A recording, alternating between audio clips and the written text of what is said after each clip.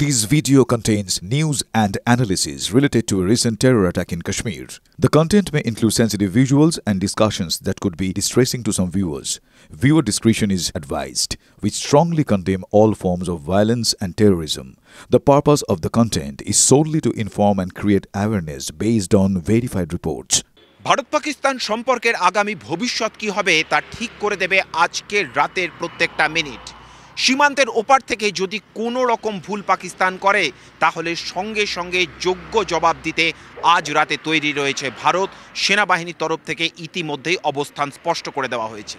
কিন্তু আপাতভাবে যে চেহারা আমরা শ্রীনগরের মাটিতে এই ডাল লেকে দেখছি তাতে কিন্তু বেশ কিছুটা শান্তির বাতাবরণ অবশ্যই রয়েছে, কারণ ২৪ ঘন্টা আগে এই শ্রীনগরের মাটিতে আকাশের উপর দিয়ে উড়ে যাচ্ছিল ড্রোন, মিসাইল হানার চেষ্টা করা হয়েছিল এবং ভারতের এয়ার ডিফেন্স সিস্টেম যাবতীয় এই অপচেষ্টাকে সম্পূর্ণভাবে রুখে দিয়েছে।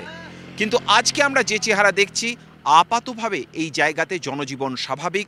কাশ্মীরের মাটিতে আপাতভাবে কোনো পর্যটক নেই, কিন্তু আলো ঝলমলে এই শ্রীনগর আগামীকাল সকালে যখন আবার নতুন করে দুই দেশের ডিজিএমও বৈঠকে বসবে, যখন এই শান্তি চুক্তি নিয়ে কি শর্ত হবে তা নিয়ে তারা আলোচনা করবে, তা যাতে ইতিবাচক দিকে যায়, এই বর্ণময় ডাল লেকের ছবি সেই ইতিবাচক ইঙ্গিতটাই দিচ্ছে।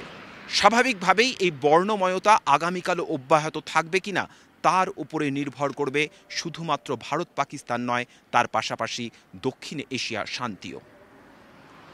শ্রীনগর থেকে ক্যামেরায় অনুদীপ শর্মার সঙ্গে জ্যোতির্ময় কর্মকার, টিভি9 বাংলা।